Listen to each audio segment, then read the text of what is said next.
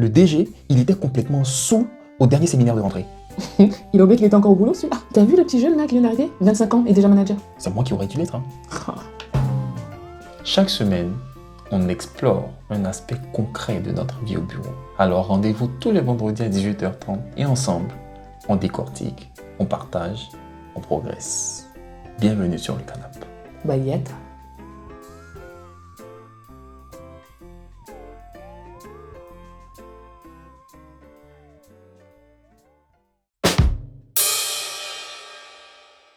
Expérience professionnelle qui m'a été contée lors d'un entretien d'embauche, Yann.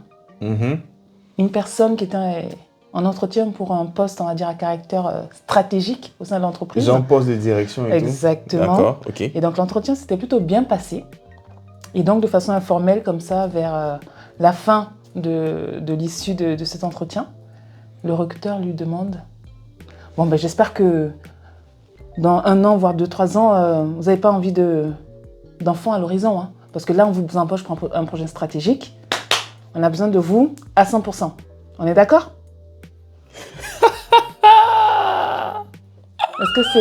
Est-ce que c'est normal de faire ça? T'es sûr que la personne qui t'a raconté ça là, t'as pas menti? C'est véridique. Comment tu réagis là par rapport à ça? Bon. Positionne-toi comme si... Bon, comme quoi? Comme si j'étais une femme et tout. Bon, c'est difficile, parce que c'est difficile de se mettre dans la peau des gens, mais... Même sur le ton de la blague, c'est chaud. Hein. Même sur le ton de la blague, c'est pas évident. C'est chaud. Moi, je pense que, me connaissant, je reprendrais de façon ironique en disant « Quoi? Des gosses? Jamais de la vie. T'as besoin du poste. Tu vas le faire. » Mais non, mais là, tu encourages le recruteur à continuer avec ses mauvaises pratiques. C'est illégal de faire ça. Parce que déjà, en entretien, tu n'as pas besoin de demander si on est marié, si on a des enfants. Ça n'a aucun rapport avec le contexte professionnel, aucun rapport avec tes compétences. Le fait d'être marié ou avoir des enfants ne dévalorise pas tes compétences en soi. Ouais, tout à fait. Et puis bon, je pense que c'est des acquis sociaux qui ont... Enfin, des choses qui ont été acquises depuis déjà bien longtemps. Les gens ont le droit de faire des enfants. Les femmes ont le droit de vouloir ou pas, peu importe, être enceinte. Donc, pendant ou avant ou après, la mission, bon, voilà quoi. Si la personne a les compétences, elle a les compétences et puis c'est tout quoi. Ça, c'est des sujets un peu tabous comme ça. Chaque personne planifie ses gosses comme elle veut quoi, voilà. Bon, ça doit être arrivé il y a longtemps. Il y a quand même un peu longtemps quand même. Parce qu'aujourd'hui, oui, c'est vrai, il y a au moins 10 ans. Tu fais ça, t'es jeté sous le bus, en fait, tu t'en sors pas. C'est compliqué quand même. Non, et puis la personne peut limite... Mais oui, on peut porter plainte. En fait, justement, c'est pour ça que je me dis, soit mais je pense que c'est pas vrai, soit c'est pas vrai, soit c'est il y a longtemps en fait. Il y a longtemps, mais est-ce que tu es sûr que ces pratiques-là ont changé? Est-ce que tu es sûr que ces pratiques-là ont disparu? Est-ce que ça a disparu? Je sais pas. Après, pas avec ce ton-là. Parce que la mauvaise foi est l'une des choses les mieux partagées par tous les êtres humains. Donc peut-être pas totalement disparu, mais... Je pense que ça se fait de façon plus subtile. Ouais, peut-être de façon plus subtile, Parce que prononcer cette phrase-là, comme ça, mot pour mot, aujourd'hui, from scratch, comme ça. À une femme, c'est fou. Tu prends ça en pleine face. Oui, déjà c'est un peu insultant et puis bon, faut... Et puis ça te déconcerte en fait, parce que tu te dis... Bon... Et puis il y a une intrusion même dans ta vie. Clairement, hein, et puis tu peux vraiment... Ils peuvent... Et qui te dit que la personne en question n'a pas déjà des enfants? C'est encore pire. Oui. C'est encore pire en fait. Et bon, je pense que vous l'aurez compris, si vous êtes manager, recruteur ou je ne sais pas quoi d'autre, il faut éviter ce genre de blague-là. Non seulement c'est déplacé et puis c'est illégal surtout. C'est illégal, c'est très risqué pour vous. Faites très attention. Et sinon, Agathe, à quelle heure tu finis le boulot? Je pense 17h, 17h30. Pourquoi? C'est tôt, hein? T'as jamais eu un collègue là qui te demande alors Agathe, t'as fait ton après-midi? Ça c'est un classique. Qu'est-ce que tu veux que je te dise? Comment tu réagis là? Parce qu'aujourd'hui je me dis, les gens en ont tellement parlé C'est vrai. que maintenant, je pense que c'est devenu une vraie blague Ouais, en entreprise. c'est vrai. Tu vois. Mais je pense que dans certains contextes, il y a vraiment un ton de reproche qui est fait aux collègues. Oui, Quoi. bien sûr. Et puis, tu sens le poids, en fait, de la culpabilité parce que tu pars avant tes collègues. Voilà, et puis de toute façon, il y a aucun intérêt à rester là et faire du présentiel. Quoi. Voilà, ça, si c'est la chose la plus horrible que moi je puisse observer dans le monde du travail. Je suis d'accord. En fait, c'est l'une des choses que j'apprécie le moins. Quoi. Devoir rester là, voilà, devoir rester. Pour faire de la figuration. Juste pour faire de la figuration, alors qu'on a fini ce qu'on avait prévu de faire ce jour-là, dans la journée. Mais on doit rester là parce que si on part trop tôt, eh bien, on va se prendre des remarques un peu déplacées, quoi. Après, moi, je pense que si on a confiance en son travail, on a confiance en le devoir accompli, en fait, il faut assumer de partir à cette heure-là. Parce que le travail a été fait et que si j'ai des comptes à rendre, ben, je les rends, en fait. Parce que ça suffit. En fait, au bout d'un moment... Bon, il y a certains managers qui te diront que non, il faut que tu restes parce qu'on ne sait jamais. Peut-être qu'à 17h30, on pourrait avoir besoin de toi pour une tâche urgente qui vient juste de tomber. Et peut attendre demain, en fait. C'est une question d'organisation. Bon, s'ils disent que c'est urgent. S'ils disent que c'est urgent, ben écoute, ça dépend aussi de ce que j'avais prévu, en fait. Donc, soit ça veut dire que tu ramènes du travail à la maison, alors. Bon, ça, c'est un autre sujet. Voilà, ça, c'est un autre sujet. Mais je trouve que... Après, c'est peut-être avec l'expérience et mon organisation qui fait que j'arrive à cadrer ma journée. Mais je trouve que... Non, en fait, ces réflexions-là, en fait, faut les oublier. Oui, je pense que c'est encore plus difficile, ça, pour les juniors. Exactement. Ou pour des personnes qui ont eu des parcours professionnels un peu difficiles. Et qui, donc, sont peut-être un peu en manque de confiance en eux-mêmes. Ce genre de remarques-là, c'est et puis terrible, ça peut bousiller en fait le mental de quelqu'un. Bien sûr, bien sûr. Mais après, moi, c'est vrai que je suis très partisane de l'humour en entreprise. Donc, moi, je pense que tu fais beaucoup cette blague, toi. je lui aurais dit, allez, toi, tu fais nocturne. Je sais pas, mais de quoi je me mêle en fait. Bonne soirée, au revoir et à demain. Bon.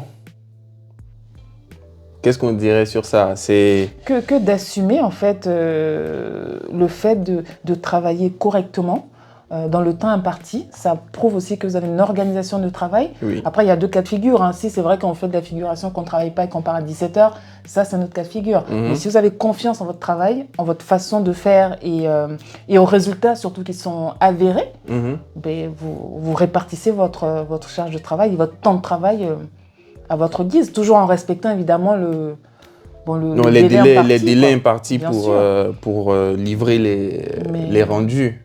Il n'y a rien de plus horrible, comme tu disais, que de faire du présentiel et de faire acte de figuration. De faire de la figuration, c'est particulièrement horrible, ça. Non. Imagine. Oui. Tu vois, là, tu as fait tes mèches et tout. Ouais. Mais imagine, tu les défais. Oui. Donc, tu as ton afro. Oui. Le lundi, tu pars au boulot, mais genre, tu l'attaches bien et tout, bien joli, tu fais ton petit chignon et tout, tu pars. Ouais. Et arrivé au boulot, tu as déjà commencé à rigoler. Oui. Et une fois arrivé au boulot, ouais. Tu as un de tes collègues, ou ton supérieur, ou une de tes collègues, peu importe, qui te dit « Ah, bienvenue Karaba la sorcière ». Aïe.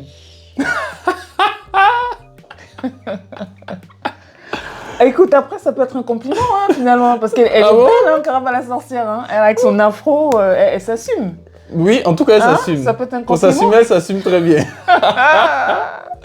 Bon, si tu me dis que ça peut être compliment, alors il n'y a pas de sujet, hein, il n'y a pas de sujet, c'est un compliment, Karaba la sorcière. Je plaisante, mais ça peut être déplacé, hein, ça peut être sur le ton de l'humour, mais ça dépend de comment la personne le réceptionne, surtout. Parce qu'il y a beaucoup de stéréotypes, justement, dans ce fameux dessin animé. Et ça peut porter préjudice des fois, parce que si on imagine en fait les scènes de Karaba ou autres, avec le petit Kirikou là qui est tout nu dans la savane, voilà, ta réflexion là peut aller très très loin. Et ça peut être vexant. C'est vrai. Donc, enfin... Comment on fait là? bah, comment on fait? Je me dis, il faut faire attention aux blagues qu'on fait. Hein. Voilà. Surtout que là, tu sais, cette blague-là peut avoir un caractère un peu, tu sais, racial et tout. Un peu ça peut être un peu borderline. Parce que ça, typiquement, c'est une histoire qu'on m'a racontée. Donc, je ne peux pas attester de la véracité de cette histoire. On me l'a racontée, ça m'a paru assez cocasse. C'est clair. Et donc là, dans ce contexte, enfin, cette blague n'avait jamais été faite à la personne qui m'a raconté.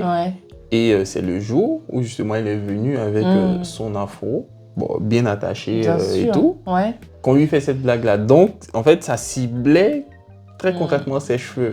Donc, qu'est-ce que ça veut dire? Tu dois modifier ta Voilà, est-ce que du coup, ses cheveux afro, ils doivent être masqués quand il vient? Est-ce que ça dérange et tout? Exactement. Donc, je pense qu'il faut faire très attention à ces choses-là, à ces blagues-là. Et une autre occurrence de ça, c'est les surnoms qu'on peut donner à des collègues en fonction de leur origine. Genre, là, disons par exemple, quelqu'un qui m'appellerait moi par exemple ma fille. Ou qui appellerait un collègue asiatique, peut-être japonais ou chinois, genre bol de riz, ce genre de choses-là. Et la blague qui reste dans l'entreprise, là, et même si le collègue il se plaint pas, parce que souvent... on met ça sur le ton de l'humour. On met sur le ton de l'humour, et puis toi, en tant que collègue, souvent, tu es un peu partagé. Peut-être que tu n'apprécies pas, mais si tu te plains, ça peut faire un peu... Non, tu casses l'ambiance, et surtout si tu es en période d'essai, voilà, donc bon... Mais est-ce qu'on doit ça rend la chose un peu compliquée, accepter ça, en fait? Non, on ne doit pas accepter, mais est-ce qu'on a tout le temps le choix? Après, bon, je ne sais pas si c'est une question de maturité ou d'expérience, mais je pense que quand on laisse passer, après, ça laisse la porte ouverte à beaucoup plus, en fait. On n'a pas... Enfin, c'est pas drôle. Je ne sais pas, mais en quoi c'est drôle? C'est pas drôle. Attends. C'est comme si tu vois... Tu vois, non, là, par exemple, moi, je fais un amendement où c'est pas drôle. Tu vois. Parce que je sais que moi... Ça peut te faire rire, ça? Non, pas que ça peut me faire rire, mais je suis tout à fait capable de faire cette même blague de Caraba la sorcière-là à une amie ou à ma fiancée. Par exemple, je suis tout à fait capable de lui faire cette blague-là. Tu vois. Et la preuve, c'est que lorsque ma pote m'a raconté cette histoire, j'ai rigolé. Et après, on en a parlé plus sérieusement. Mais est-ce qu'en contexte professionnel... En fonction du contexte, je me dis ça dépend beaucoup du contexte. Exactement. Contexte professionnel, qui te fait la blague, comment la blague t'est faite, c'est tout ça qui fait varier en fait la chose. Mais après, j'irais même plus loin. Tout ce qui est lié à l'accent. Tu vois, quand tu as des gens d'origine différente avec des accents, ça peut être un accent africain, ça peut être un accent asiatique, ça peut... Enfin, peu importe. Et on se moque de ça. En contexte professionnel, est-ce que c'est justifié? Bon, c'est pas justifié, mais je dirais plus, est-ce que ça a sa place là? Est-ce que ça a sa place? Après, ça peut être de l'humour. Mais, en fait, moi, je sais qu'en environnement professionnel, on a déjà eu ce type d'humour. Et avec le recul, je me dis qu'en fait, c'est pas drôle, en fait.